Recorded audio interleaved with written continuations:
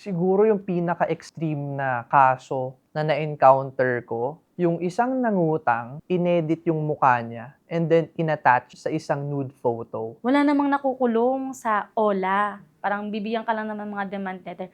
Gaano po katotoo yung ganitong claims po? Well, totoo naman po, wala po talagang nakukulong because you failed to pay a debt, no? Provided po yan ng ating constitution. Pero at the same time, hindi naman po ibig sabihin, wala na rin pong mga remedies at karapatan itong ating mga online lending apps and bank. No person shall be imprisoned for non-payment of debt. Kung sakali po na tayo ay lubog na sa utang at tapal-tapal na po yung ating mga utang at tayo po ay biktima ng unfair debt collection practices, tayo po ay magkonsulta sa mga abogado. Siguro ma'am, yung final message ko is mag-invest tayo sa education. Ito yung isang bagay na hindi mananakaw sa atin. Ito yung protection na meron tayo para sa ating mga sarili, para sa ating pamilya, para sa ating mga kaibigan. Ang paghahanap ng aming mga guest at pagbabahagi ng kanilang kwento ay nangangailangan ng maraming oras. Pero sa tulong nyo, makakadiscover kami ng mga iba't iba pang mga istorya ng ordinaryong Pilipino. Para sa mas magandang community experience, pwede kayo makipag-usap at magtanong ng kahit ano sa aming mga naging guests at manatiling anonymous sa Discord. I-click nyo lamang ang join button para maging isang exclusive member. Maraming salamat!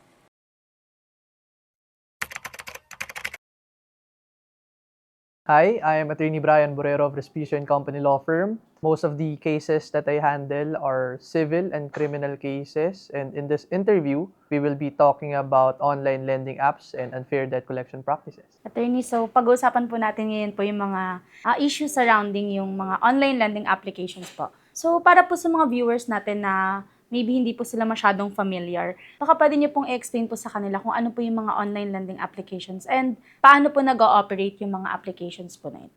Okay, so yung online lending apps na ito ay basically lending businesses that operate online. So, makakapangutang ka without meeting a bank representative or a lending representative in person by simply typing in a few details. Hindi mo kailangan ng collateral, hindi mo kailangan ng co-maker, at hindi mo kailangan ng kung ano-ano pang strict requirements. Sa tingin niyo po, attorney, bakit po kaya ngayon po kasi ngayon lahat po tayo ngayon is umaasa na sa digital talaga yun, no? Pati pangungutang or paglo-loan, online na rin siya. So, what do you think po, attorney, yung mga reasons? Bakit po kaya marami pong mga Pilipino yung mas nagre-rely po sila sa pangungutang sa mga online lending applications compared to the traditional banks? Okay, so in my opinion, it solves a real problem. At ano yung problema na yun, no? Napakarami sa ating mga kababayan na Pilipino yung talagang may urgent na pangangailangan ng pera, at marami rin sa ating mga kababayan wala silang access sa bank loans. Bakit? Kasi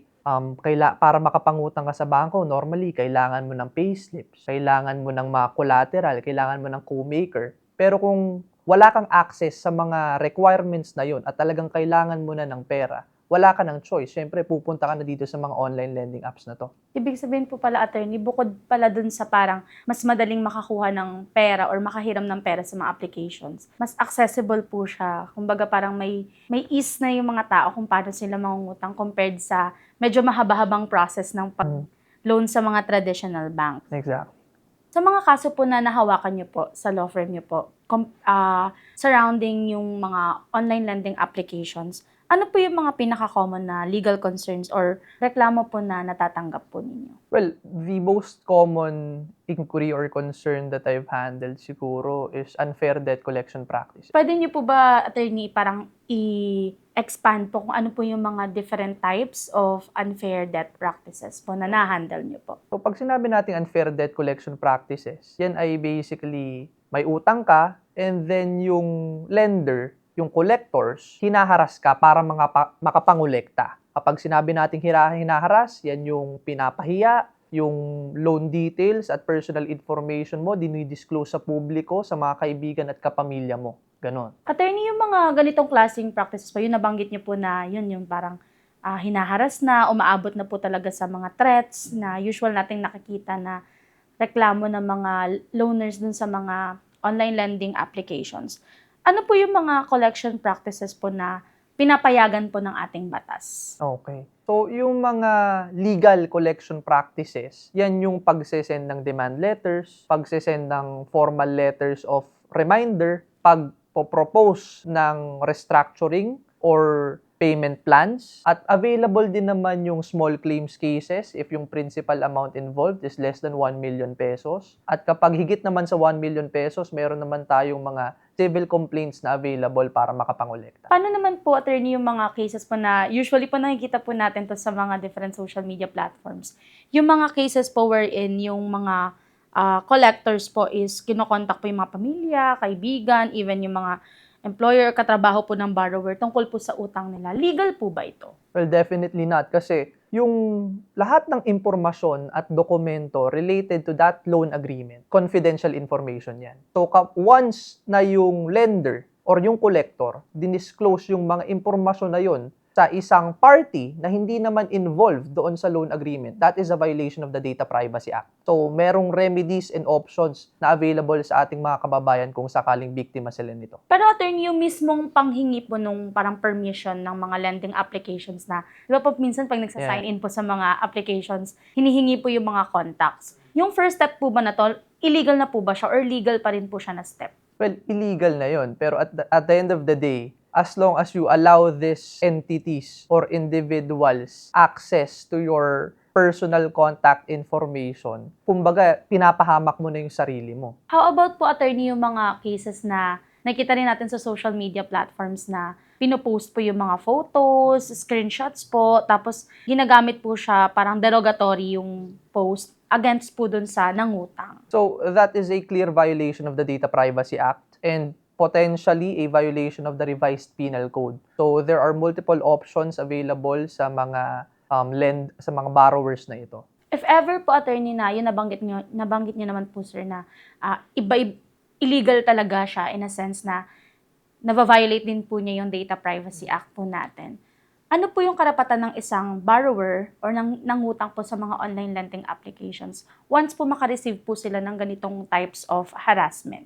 Okay, well, first, it's very important na yung biktima or yung nangutang, huwag niyang kakalimutan na meron siyang mga karapatan vested sa kanya ng batas, no? So, yung mga pwede niyang magawa is first, mag-book siya ng consultation sa isang eksperto. Normally, sa isang abogado with a good reputation. And then, yung abogado na yun, syempre, i-brief siya sa kanyang mga rights, remedies, and options. Bali, attorney, kunwari po, nakatanggap na po siya ng parang service from a legal entity na, ayun nga, tutulungan na siya and whatnot.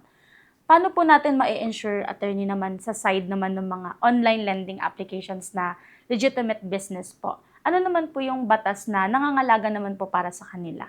Okay. So, to ensure na ang isang online lending app ay properly registered, I would advise the borrowers na pumunta sa SEC website. Meron po yung listahan ng mga online lending apps with proper registration. Additionally, protektado po tayo ng RA 11652. Ito po yung Financial Products and Services Consumer Protection Act. So, may access na po tayo sa SEC website po para i-check if legitimate or registered po. But do we have the guarantee po ba, attorney, na kapag nakita po nilang registered or licensed to operate po yung mga lending applications, meaning po ba neto may guarantee tayo na safe sila and hindi po sila magko-commit ng any unfair debt practices? Okay. That's a very good question, no? Kasi ang answer doon, hindi. Kasi registration doesn't necessarily mean na yung entity na yun ay ethical. No? Registration is different from being ethical. So, at the end of the day, yung mga registered entities na ito, may posibilidad pa rin na mag-commit sila ng unfair debt collection practices. At ang kinagandahan naman po dito is, yung provisions ng RA 11652, yung batas na na-mention ko po kanina, binigyan niya ng legal authority or power ang Securities and Exchange Commission para mag-impose ng punishments at consequences doon sa mga violator. Ibig sabihin po, attorney, pwedeng magkaroon ng revocation din ng Exactly. license nila once mag-commit sila nung tinatawag niyo pong unethical na debt practices. So, how about naman po, attorney, kunwari po, na-revoke po yung license, meron po ba silang karapatan to return to the business kung nag-commit po sila ng mga unfair debt practices before po? Okay, so kapag ikaw ay isang entity na na-revoke yung license mo, you are permanently disqualified. The problem is, yung mga individuals na bumubuo sa entity na to, they have the capacity or possibility na gumawa ng panibagong corporation and then to request for another license. Parang nagpalit lang sila ng pangalan. That's the main challenge, yes.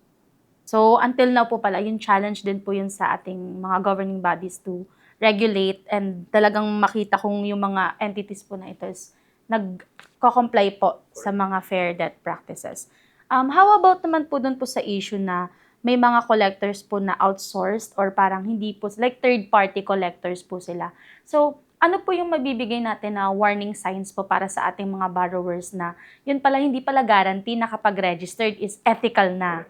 So, ano po yung mga warning signs or red flags po na pwede nating ipaalam po sa ating mga viewers na maybe etong OLA na to is hindi siya magko-comply sa ethical debt practices po. Okay. Well, number one is you have to verify whether or not this entity is properly registered with the SEC. Pangalawa, verify whether or not itong entity na to ay may official business name and office address. Pangatlo, kapag itong entity na to minamadali ka or pine-pressure kang mangutang, that's a big red flag. Pang-apat, kapag hindi siya specific pagdating doon sa mga provisions related to interest rates, penalty rates, and consequences in case of default, mag-ingat ka na, tumakbo ka na, humanap ka na lang ng ibang online lending app na mas compliant. How about naman, attorney, kapag, let's face it, talagang nakautang na siya, nakautang na po ang isang borrower sa isang hindi legitimate na online lending application. Ano po yung mga evidence po na pwede niya pong i-preserve or i-save po kung balak po niyang magsampa ng reklamo? Well, available yung mga screenshots, no, ng conversation nila kung meron man.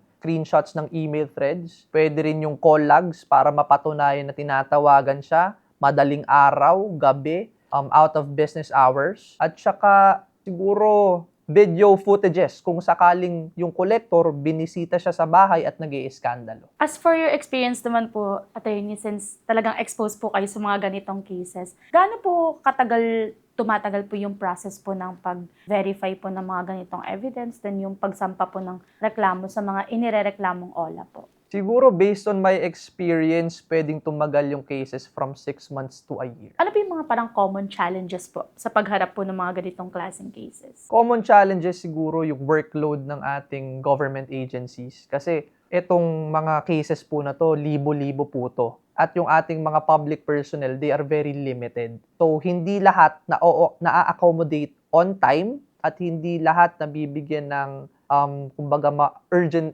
attention. Sa opinion niyo po, attorney, no? Kasi nabanggit po natin kanina sa unang part po ng ating interview na meron po talagang mga kababayan natin, mga Pilipino na nangungutang po sila sa mga online lending applications kasi for emergency purposes or talagang kinakapos po sa buhay. Sa tingin niyo po, wise decision po ba na mangutang sa ating mga online lending applications or do you encourage po ba yung ating mga kababayan to parang mag-rely na lang po sa ating mga traditional bank? Well, in my mind, wala namang masama mangutang sa online lending apps. Provided itong online lending app na ito ay legitimate at agree sa reasonable na interest at penalty rates. Marami po kasi ngayon, attorney, yung may parang may culture na ngayon tinatawag na tapal system. Yes. Na uutang po sila sa OLA, tapos pupunta po sila sa another OLA, tapos itatapal po nila or pambayad nila dun sa previous na lending application na inutangan nila. Yung ganito pong klaseng system, yung tinatawag po nating tapal system, gaano po siya kadelikado financially and legally din po? Okay. So first, let's start with the legal aspect of the situation. No? At the end of the day, kahit gaano pa karami yung online lending apps na yan, yung obligations mo, they are recognized or they are enforced obligations. Kailangan mong mag-comply sa iyong mga obligasyon dahil pinirmahan mo at voluntarily pinasok mo yung sitwasyon na yan. And then doon naman sa financial aspect, well, ang nakakalungkot dito sa Pilipinas is sobrang dami nating subjects sa schools, right? Pero wala tayong money management na subject. So karamihan sa ating mga kababayan, wala silang access sa tamang impormasyon kung paano hawakan yung mga pera nila at kung paano mag-produce ng pera. Ibig sabihin po pala, attorney, yung pagdami ng mga OLA victims natin is reflection din pala siya nung parang pagkakulangan ng financial literacy sa Pilipinas. Exactly. So, ayan. Ano naman po yung parang usual na pattern or demographics po na nakikita niyo pong mas vulnerable po na mabaon po sa utang sa mga OLA po? I would say yung lower to middle income earners at yung mga tao na mayroong urgent na pangangailangan pero at the same time hindi nakapag-build ng emergency fund. Kaya kahit meron silang saktong income or paycheck to paycheck sila, kapag nagkaroon sila ng emergency situation, it's always devastating. So, talagang parang nawawalan talaga sila ng choice but to rely nga dun sa mga online lending applications. Tapos parang isa pong logic din po na parang ongoing ngayon na argument is hindi na rin daw po na-check ng ating mga kababayan yung mga lagi pong sinasabi sa kanila ng mga warning signs or parang red flags. Kasi nandun po yung parang desperation or parang yun nga po minamadali silang umutang, minsan may time limit or something. So parang talagang naano po sila na umutang na mabilis kasi may desperation po. Sa experience niyo po sa pag-handle niyo po ng mga cases, meron po ba kayong pwede pong ma-share sa amin na parang pinaka-extreme po na collection tactics po na ireklamo po sa inyo? Siguro yung pinaka-extreme na kaso na na-encounter ko, yung isang nangutang, inedit yung mukha niya, and then inattach sa isang nude photo. Tapos, yung edited photo na yun, i-distribute sa kanyang family, friends, and sa social media. Sa ganito pong case, attorney, ano po yung mga batas po na nalabag sa ganitong case? Okay, well, napakaraming batas, no? Multiple crimes have been committed in this case, no? Merong data privacy, merong violation ng Cybercrime Prevention Act, na violation ng Revised Penal Code. So, patong-patong na kaso ang kakaharapin po nitong mga online lending apps na to. Ano po, attorney, yung mga usual na penalties or sanctions po na applicable po sa ganitong klaseng mga talagang sobrang extreme cases po? Well, definitely multiple years of imprisonment. Sa tingin niyo po, bakit po kaya despite sa efforts din po ng ating pamahalaan na talagang masugpo po yung mga abusive na mga online lending application and despite din po sa mga regulations din po na ini-impose sa kanila, bakit po kaya sa tingin niyo patuloy pa rin po na nangyayari yung ganito pong cycle na may mangungutang tapos ihaharas po?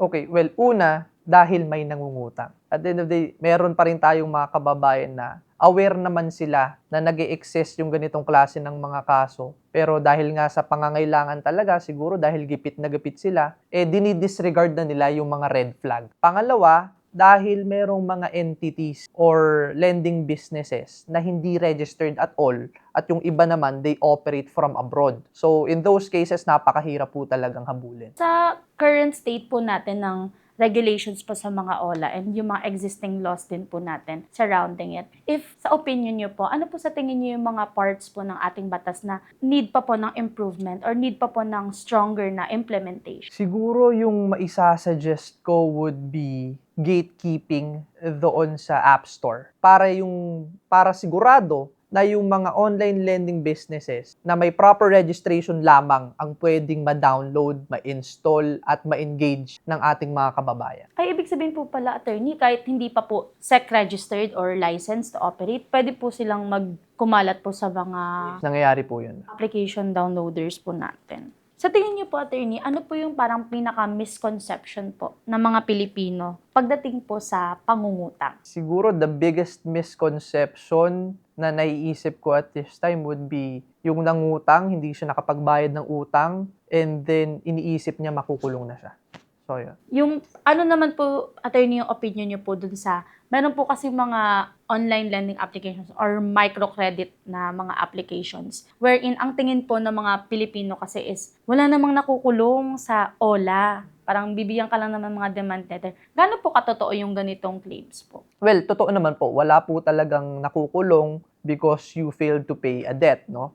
Provided po yan ng ating constitution. Pero at the same time, hindi naman po ibig sabihin, wala na rin pong mga remedies at karapatan itong ating mga online lending apps and bank. Paano naman po, attorney, pag kunwari po nakautang na tapos talagang lumaki na ng lumaki yung utang? Then, alam naman po natin na hindi po capable yung isang family, household, or isang individual to pay dun sa utang. Ano po yung mga steps po na pwede po niyang gawin para kahit papano po is makarecover po siya dun sa pagkakautang? Siguro, best possible and most practical solution would be to request for a restructuring plan to lower the interest rates or to increase the period of the loan. Ibig sabihin po, attorney, may choice po sila na parang makipagkasundo po dun sa Yeah. online lending applications na by this month, ito lang po yung kaya kong maibigay. Then it comes with the agreement po ba? Subject to negotiation, and syempre, kailangan ng mutual approval. Hindi pwedeng unilaterally i-impose mo yung terms mo. Kasi, at the end of the day, nung nagsimula kayo doon sa agreement, meron na kayong mga terms na napagkasunduan. Provided, of course, na yung mga terms na to ay reasonable at legal.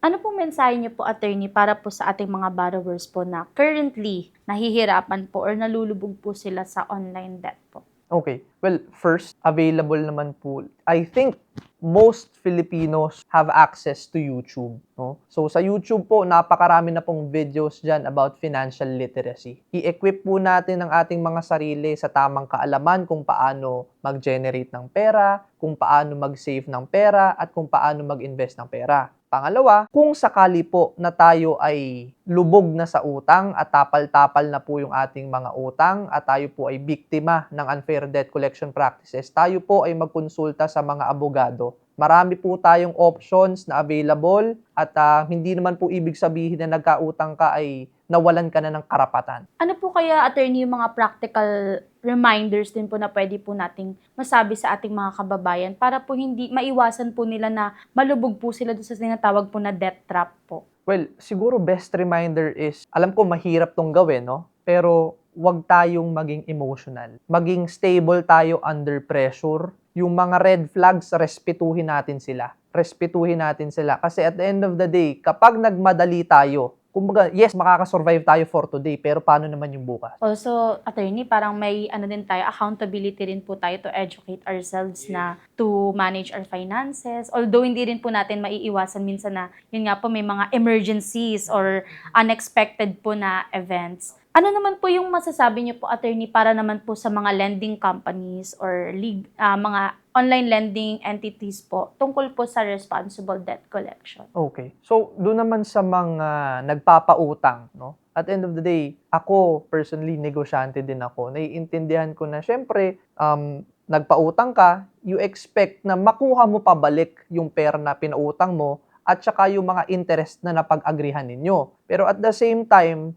maging compassionate po tayo sa ating mga kababayan dahil napakarami po sa kanila ay walang emergency funds or walang financial cushion. So, kung pwede lang po, mag-extend po tayo ng mga payment plans at restructuring plans para mapadali po yung kanilang mga buhay at the same time, makuha din natin pabalik yung ating mga pinautang. In your opinion po, attorney, siguro mga 5 or 10 years from now, how do you see po the future of online lending applications? Do you think po ba na parang by that time, mas educated na po ba yung mga Pilipino in handling their finances or mas responsible na rin po sila sa paglo-loan po sa mga online lending applications? How do you see po yung future ng mga OLA? Okay, I think just a few days ago, I was able to read a study about the current generation na sobrang hindi na tayo masyado nagko-consume ng alcohol, mas engaged na tayo about fitness, mas nag-aaral na tayo about financial literacy. So sa tingin ko, yung mga Pilipino ngayon, nagkakaroon na sila ng interest sa self-improvement. So sa tingin ko, 5 to 10 years from now, mas marunong na tayong humawak ng pera, mas may idea na tayo kung paano mag-save, may idea na tayo kung paano mag-invest, and then sa tingin ko naman, yung gobyerno natin by that time, nakapaggawa na sila ng mga batas, policies na talagang mai-eliminate na yung possibility na merong isang entity ay makapag-engage pa rin sa unfair debt collection practice. So, both efforts po pala siya din ng ating government, even po ng ating yung legal side, and even din po sa mga nagko-consume or borrowers din po ng online lending application. For our final question po, no, kung meron po kayong isang bagay na gusto niyo pong tandaan ng bawat Pilipino tungkol po sa kanilang karapatan bilang isang borrower, ano po yun? No person shall be imprisoned for non-payment of debt. No? Hindi po porket tayo ay nakamiss ng isang buwan na amortization ay dapat makulong na po tayo agad automatically. At the end of the day, the issue here is civil in nature, hindi po criminal. So, yung mga remedies na available po sa atin, may access po dyan yung ating mga abogado. Magkonsulta po tayo mo. Baka may final reminder po kayo or final message? Siguro ma'am, yung final message ko is mag-invest tayo sa education. ito yung isang bagay na hindi mananakaw sa atin. Ito yung protection na meron tayo para sa ating mga sarili, para sa ating pamilya, para sa ating mga kaibigan. Education is the key.